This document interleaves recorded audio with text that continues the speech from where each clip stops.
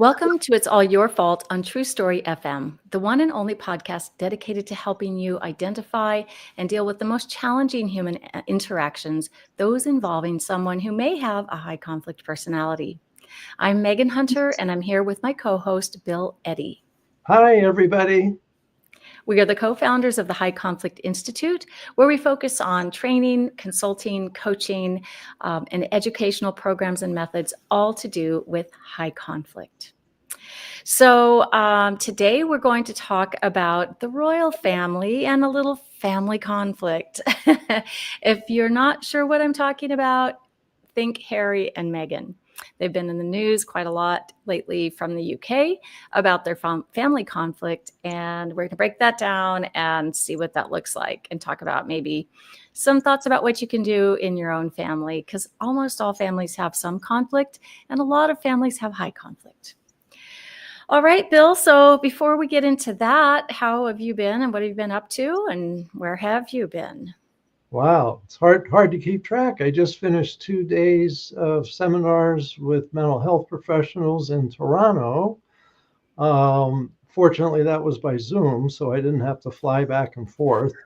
But really good folks, covered a lot of topics, and our new ways for families method, our counseling method, our mediation method, our new ways for work method.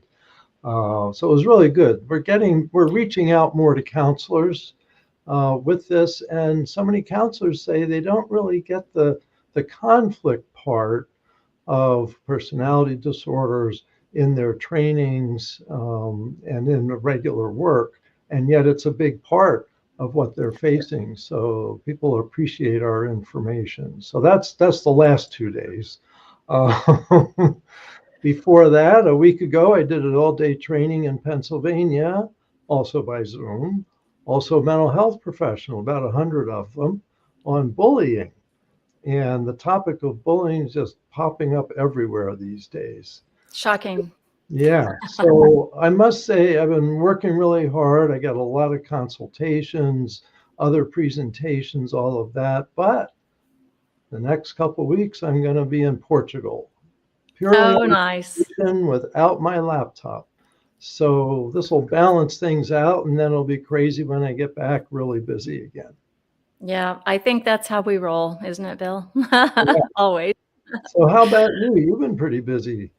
Yeah, today I did a training virtual for the Vermont Association for Justice, which was just 1 hour. So that was fun and easy. And yesterday I was at Disneyland.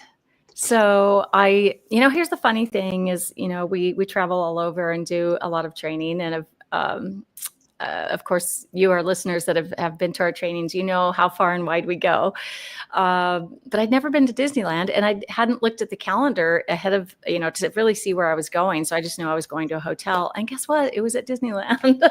So that was really nice. And I trained the Professional Fiduciary Association of California as their keynote speaker. So it was fun. It was a very happy, fun crowd. So they said that, this was very helpful information for them.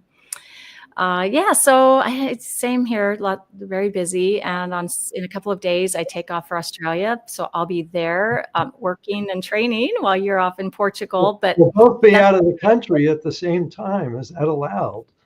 I don't know. I'm not sure. We're going to find out, I guess.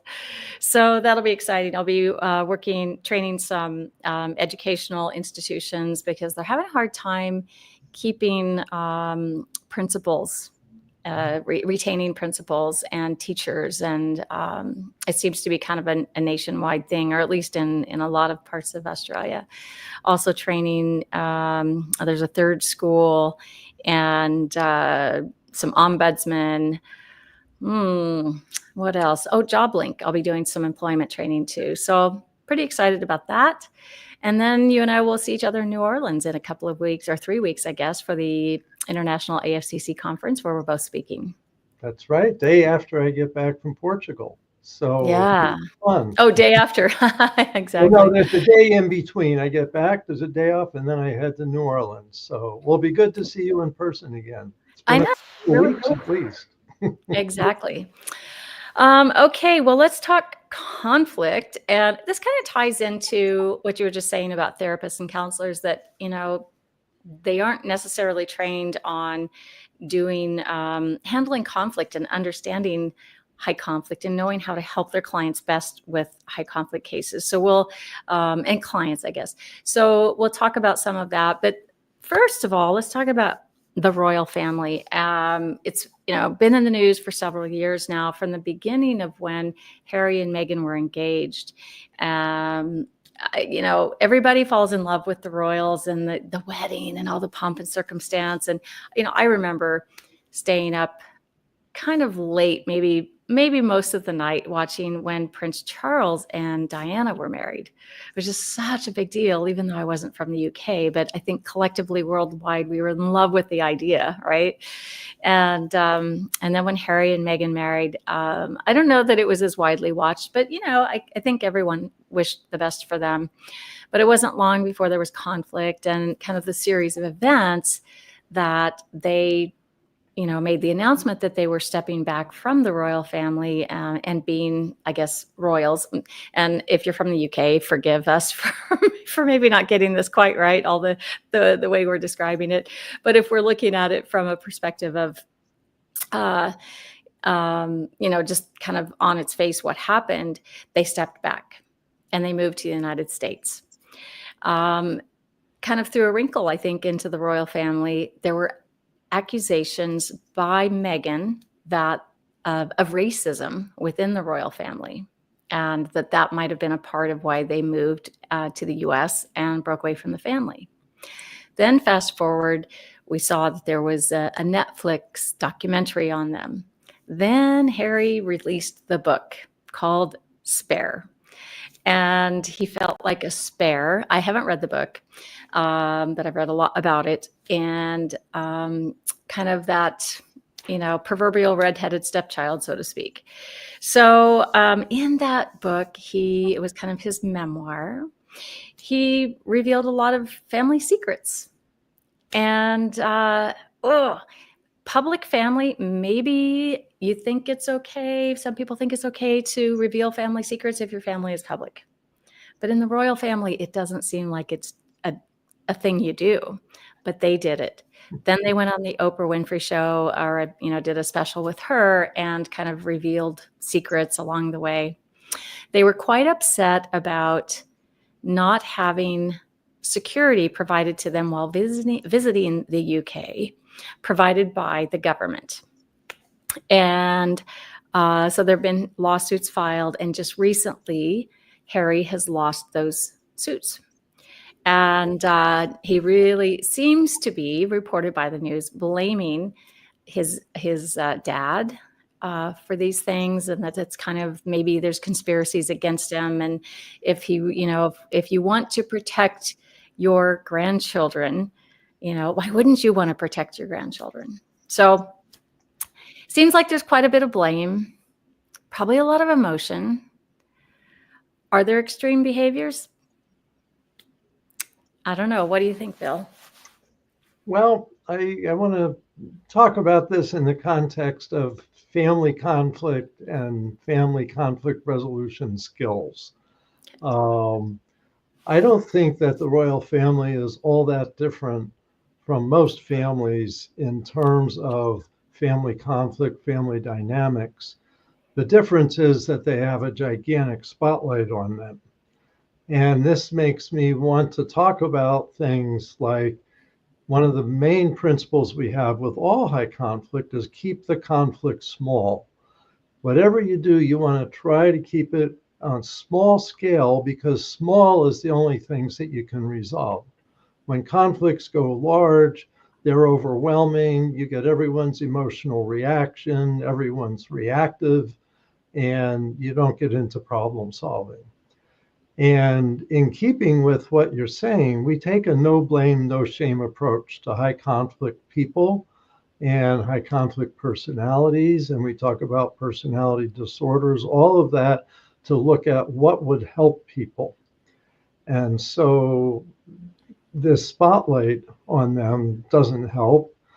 I think that Harry and Meghan made a mistake by the first thing that jumped out at me was their interview with Oprah, where they aired a lot of family secrets in a sense. You mean dirty laundry? Yeah, I'm trying not to Kind say of. that, but you're right, dirty laundry. Um, and and I thought that was a mistake, and it got a lot of press, a lot of attention, and it that I believe was a mistake because you can't solve family conflicts in the public spotlight. And I know that as a family therapist and as a family mediator, that you really have a right to some degree of confidentiality and privacy, and that people we love the entertainment world, but we don't want to live in it. And I think that's a big difference. We need to know the difference between entertainment and real life problems and real life solutions. I think having that public spotlight made it become a question of who's to blame and who should be ashamed of themselves. And I don't see anybody to blame here. I see mistakes here. And Mm. if people were to learn skills, I'd say one of the skills is figure out where the boundary is of private and confidential versus public and shared. But another thing with the media is it's the high emotion media. And our culture today, we confuse entertainment and real life. And we should all learn what the difference is. And part of what's confusing is it's the same devices give us both of them. So we get entertainment on TV, we get entertainment on our phones and iPads, and we also get serious information. We get useful information. Um, Also, certainly politics is an area that's very much public, yet has a lot of entertainment to it, and we get confused. And I think this is a case where we get confused. I have a lot of empathy for Harry and Meghan. I have a lot of empathy for King Charles. I don't think he was really eager to be in this position. He probably would have been happy for his mother to live to 120. And I think the world would have been happy. She was a perfect queen. She was exactly where she needed to be, and the world was a happier place with her there. So I have empathy for him, and empathy for Camilla, and empathy for William and Yeah. for Kate. They all are caught up in this public eye, which distorts their lives. And I understand Meghan and Harry left a lot because of the media and the media circus around them, which was sad. But I would recommend that if people really want to reconcile, want to have everyone get along together, they need to do it behind closed doors with some confidentiality and some respect for each other. Right now, it's hard to respect each other when the whole world is talking about you. So that begs the question then, with Harry and Meghan becoming so public. I think for many, it's this, saying one thing but doing another.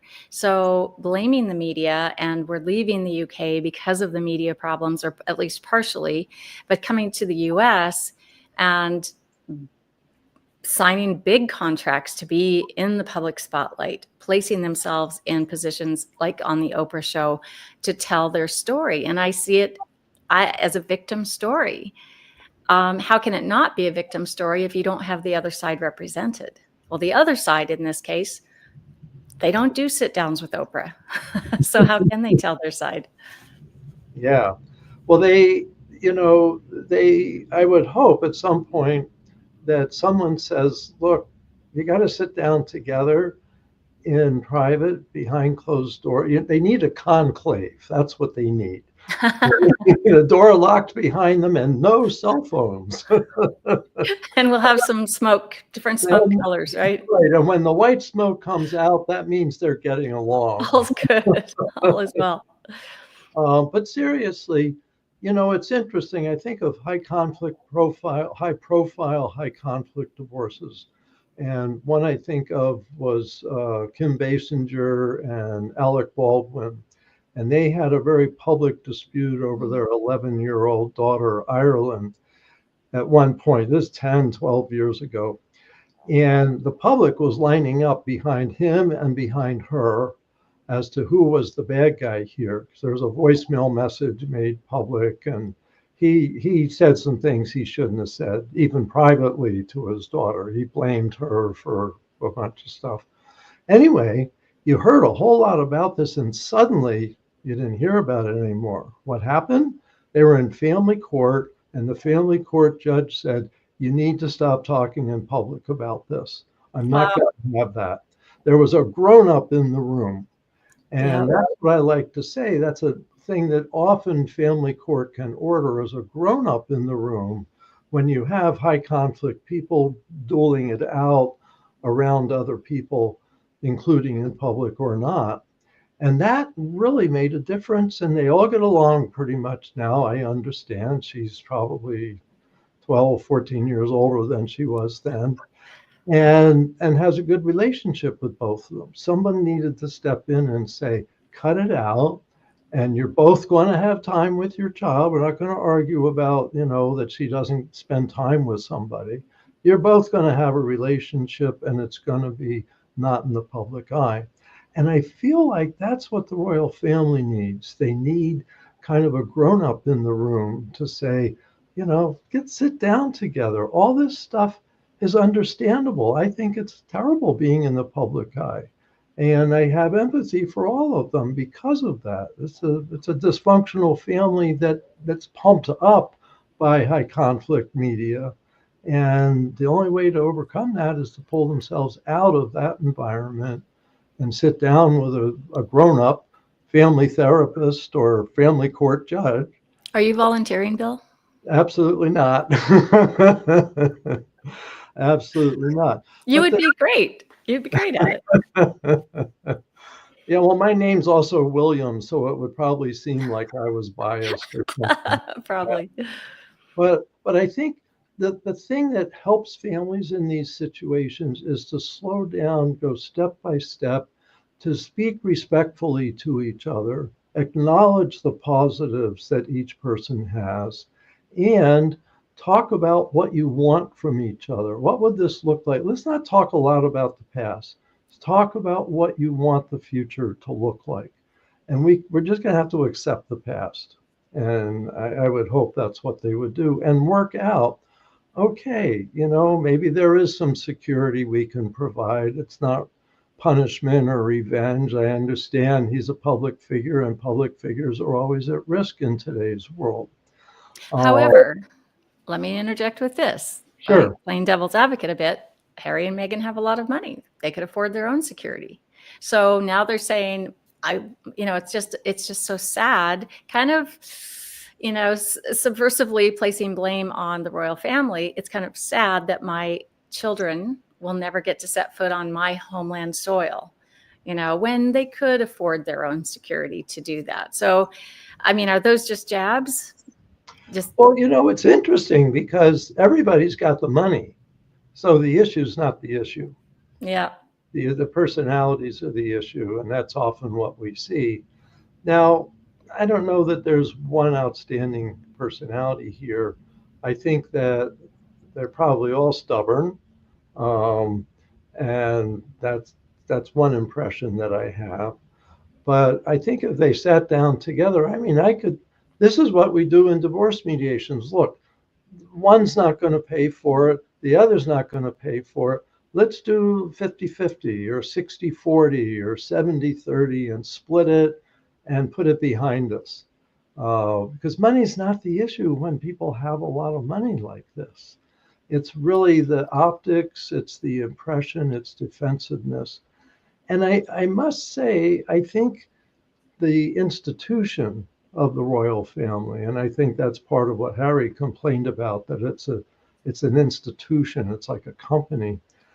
I think they made a mistake by not embracing the potential to reach out to the rest of the world, especially through Meghan and Harry. Meghan being a mixed race person, was was welcomed in countries that were black and brown. And there was so much potential if they could have been a team together. And it's sad that that didn't happen. I mean, we're way past that. But I think this is what we see with families. Find something you can work on together, and don't be as threatened and competitive with each other. And I think that that was heightened by the media. Every little thing. You can bring people together or you can pull them apart. And adversarial thinking pulls people apart. And that's where the media likes it. Media loves adversarial thinking because then people pay attention. It grabs your amygdala and makes you look. And so we've got to build some resistance to that and say, hey, leave these folks alone. And let's not buy all the photos of in their face that photographers get when they're swimming and doing whatever else it is. So Bill, keep dreaming. There's money. It's money, money, money. Old school family therapist. Oh well, what can I say? No, I mean we can have wishful thinking. It's just when money's involved in all this, it's there's a piece of money in it for a lot of different players here. But I kind of want to flip back to the institution itself. Yeah. When you're born into an institution like this, you know what it is, and maybe you're not happy with it. It seems perhaps William is okay with it. He seems to be, on board, and Harry was not. And that's okay, but it doesn't. I guess the question is this happens in a lot of families. There's maybe the old school way that a family's done things, and the next generation doesn't do them the same way. But does it make it right to put the original family, the older generation, kind of on blast and claim a victim status just because there is institution there, because there is maybe tradition there? And I think it goes to setting limits. The institution is the limit. I'm sure there's plenty of politics and bureaucracy and rules that a lot of people don't like, but the Queen was able to keep it very stable for a long time. And after that, I don't know. It's so is it okay? I guess the question is, that tradition, it seems that maybe Harry and Meghan are dissatisfied with that and sort of want to blow that apart and have the royal family be more like them. I mean, I'm speculating here, but I don't know that that's okay. Yeah. Well, I think part of the problem, and we see this with family businesses going through transition from one generation to the next. Like you're seeing this with the Murdoch family, the public, and speaking of England, the Murdoch family, England and US, the international aspects there, but passing from one generation to the next.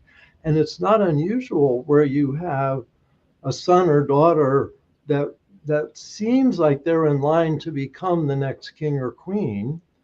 And in case of William, he is in line to become the next king, and a brother who's not. And so we're in this huge transition, I think, in humanity, really, between structures that are top down and structures that are more equal. And what we're learning, and especially America's based on this, is everyone gets a chance, we're equal, everyone can grow and thrive and succeed and such like that. And so we're very much, like that, a constitution that makes us all equal, versus, say, the old structure where you have a king, you have a queen, you have a hierarchy that only has room for one at a time. And I think we're seeing the clash of these two cultures. And what's interesting is Harry and Meghan kind of left being at the bottom, or being the spare, into a culture where, you can be relatively equal, although I'd say they're more equal than most because of their image and their money and all of that. But I think it's a larger dilemma. It's way beyond blaming individuals and in a sense beyond personalities. It's really, is there room for all of us, or is there only room for one of us? And the two siblings, when you have two siblings like this, um, it's it's tough, and people compete, and we have to rein in our competition, or people get hurt. I think if there could have been a title for Harry and Meghan that was really significant and important to the royal family, that maybe they could have been happy. I just think it's sad because they had a lot they could have contributed, but the jealousies between brothers and the roles within the institution are too confining. Yeah, yeah. I mean, there's a lot of dynamics as there are in any family, like you said from the start. You have the brothers, you have the father son, you have the the loyalty to the mother who passed away, the all the trauma that came from that. I think that affected those boys so Oh, deeply. yeah, You have new wives of each of the boys. There's a lot here, and look, we're not going to label or diagnose anyone. We're just looking at patterns of behavior. And in family conflict, there may be a high conflict person, there may be more than one, or there may just be ordinary family conflict. Ordinary family conflicts can probably be overcome, except for having this huge media attention. right. If there's some high conflict behavior, patterns of behavior going on, a lot of victim stories, which I find in family conflict, the attempt to draw in negative advocates and put people on sides, my side of the family against the other side of the family. I mean, back to the Hatfields and McCoys, right? It's all about the sides, and really trying to convince people that my family was so terrible to me. Right, the other side is so bad, and it's so deeply held, and the wounds are so deep, and there's so much history that it becomes so hard to overcome. And then you write a book, and then you talk about it, and you put a lot of blame out there against the other party, and it's or other side, and you have some big conflict. So, we're doing our best, you and I, Bill, and our team at HCI, to help the world with conflict. So if anybody knows the King or Harry, let them know Bill is available. You could do it. You could do it. Anyway, I do want to mention here that I hadn't even thought about this before we started recording this, but we just this week released a new program, coaching program, an online course for couples and families. It's called New Ways for Couples and Families, and it's sort of was a springboard from our New Ways for Families program for divorcing and separating families. But we'd really like to see families stay together, but they often need skills. And what we've heard for so long, Bill, is from people who are going through a separation or divorce, and they learn these skills and they start using them in their co-parenting relationship. Wow, if I'd have known these 15 years ago, I probably wouldn't be in this spot. So everybody can learn skills, almost everyone.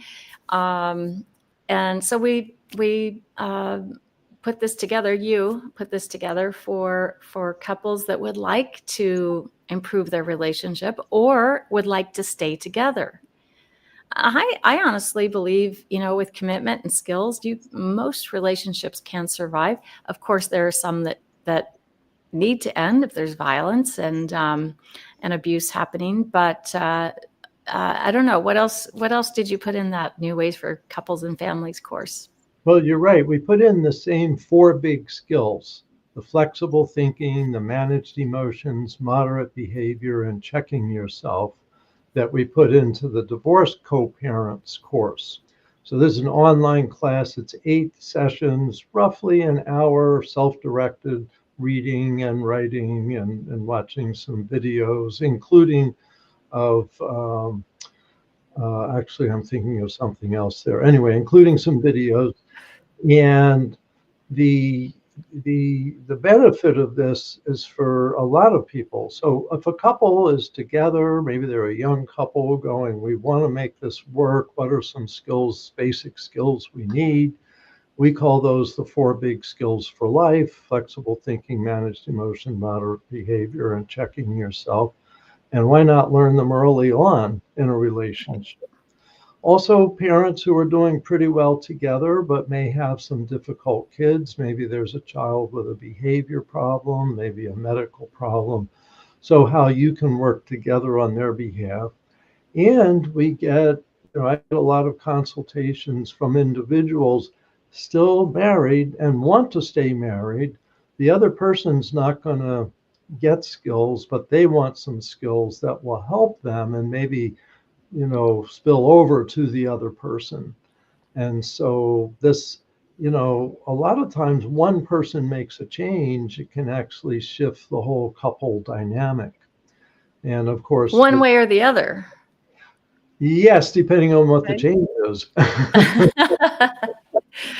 But one of the things that I think the skills help people have equal relationships, more or less. And, people talk about emotional intelligence, and emotional intelligence helps you have equal relationships. And I think the problem in a lot of families, and including what we're talking about with the royal family, is struggling with, are we going to have equal relationships, or are we going to have top-down relationships? And frankly, the equal relationships are happier. I've worked with many, many couples over the years as a therapist, lawyer, and mediator. And the happiest couples are people that approach each other as equals. And you get relatively equal respect. You have different things you're good at and fitting them together. Where families run into a lot of trouble is there's someone that really wants to be on top. And that's often the high conflict person. They like dominating. And no one likes being dominated, neither high conflict people or ordinary people. And so I think what you see, and what I worry about in this situation, is the structure of the royal family is trying to squeeze them into a domineering top-down framework, and that people at the bottom of that try to get away and try to get out. And that's exactly what Harry and Meghan have done. If they could work out some ways, let's overcome the structure and have some equal, caring, respecting relationships. Maybe I mean, it was their choice to leave, right? So I think that's the problem that many have with it, is making a choice like that and then complaining about it. And, that, but beyond that, right. how do we make this work going forward? And I think that's what all families have to do. And, it's, many people make decisions about family relationships. Back in the day, I don't think that you left your family, but families knew how to get along. And there was probably, an elder hierarchy, speaking of hierarchies, that did kind of try to keep the peace. And there was a lot of setting limits as well. And now, at least in Western cultures, that's pretty much a thing of the past. And I wish some of that could come back. I think we need a lot of that. But I do see many families, many individuals making decisions about what type of relationship, or having a relationship at all, with their family. So it would, I think it's worth giving skills a try. When you have high conflict involved in a family, it's going to be more challenging, and you have to be more cautious. I think maybe the biggest skill here is empathy, attention, and respect. We have ear statements. If all these folks could get behind the conclave door and give each other some mutual respect and empathy, etc., that would be great. On the other hand, sometimes that can't happen. And while I would wish that for Meghan and Harry and the whole royal family, that we would stop hearing about them and they would talk to each other instead, Yeah. The other alternative is get on with your life. Stop complaining. Right. You know, like you said, they've got money for security. I'm sure they need security, but I'm sure they can afford it wherever they go in the world. And it's like, get on with your life, do good things, and Yeah. stop complaining. There's a point at which, you know, I tell a lot of people dealing with a high conflict co-parent or spouse or divorcing spouse, I say, fight hard for 2 years so that it really gets figured out and you get the best possible court orders, agreements, etc. And then, you know, cut bait and move forward. Um, that's that's part of the problem here, I think, is it's hard for people to move forward. But we really, Yeah. that's what I would recommend. If they asked me, I would say, you know, give it your best shot behind closed doors. And if you don't have progress within a short period of time, you've spent enough years on this, get on with your lives. And people, they're likable people. Harry and Meghan, I watched that six episode thing. They're in their home and they're talking to each other and all of that. You watched that, Bill? I am shocked. Yeah, that was a year ago. Um, it's very few things that I end up watching, but I was persuaded to watch that series by somebody else. Okay. All right. You get a pass. Yeah. And I think another big aspect in family reunification is forgiveness and just letting the past go. In families, that is one of the hardest things to do because you have so much history, and often siblings are very hard on each other and know how to go for the jugular, and then you get other spouses involved, and it can be really, really tricky and challenging. But forgiveness, using a lot of ear, just having conversations and giving eye contact can go a long way. But it comes down to making decisions. And then Mhm. if you have a high conflict, someone with a high conflict personality involved, you're going to have to use the skills if you're going to be in that relationship with the person.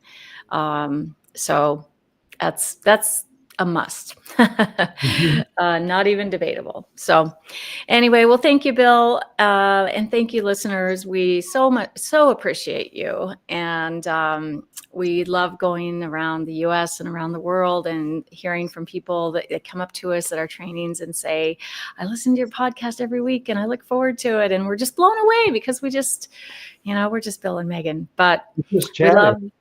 We're just chatting, and we love to chat, and we love to talk about this, and we love to help people. So we're very grateful that all of you are listening to us. So until we come back from our brief hiatus, we hope you all have a nice 2 or 3 weeks, and we'll be off to Portugal and Australia. And when we both come back to the US, we'll get to recording more episodes. Until then, if you have questions, you know where to send them. Podcast at HighConflictInstitute.com or HighConflictInstitute.com/podcast.